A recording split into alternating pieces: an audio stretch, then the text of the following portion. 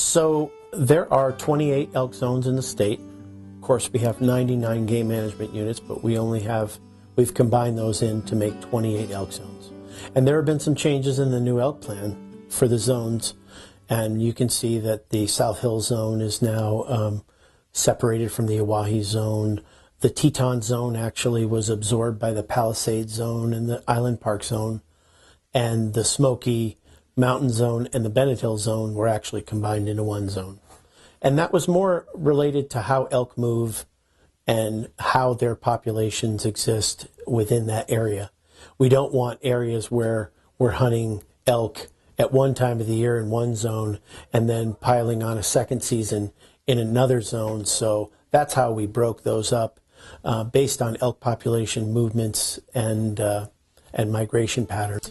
As far as population objectives in the zones, those are basically set on the criteria of the habitat carrying capacity, what the land area is, what the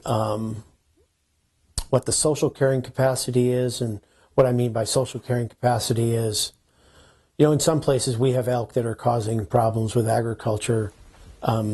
We have other places where elk are getting in trouble crossing roads, and people are, having vehicle impacts on elk.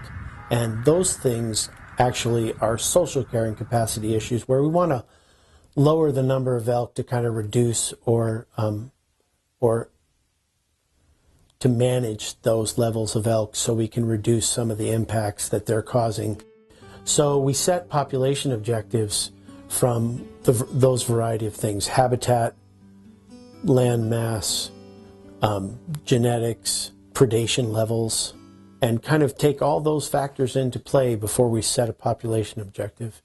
And one of the interesting things about the new elk plan is we've got elk in places that we never had during our last elk plan, put into place in 1999. And places like the Big Desert, we had very, very low elk populations, and now we have substantial elk populations out there. Also out in the Southwest Desert, we have more elk.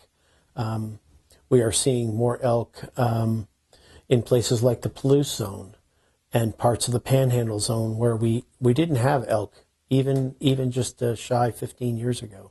So we've seen some changes in elk distribution and elk populations, and we've changed the elk population objectives accordingly to kind of match that.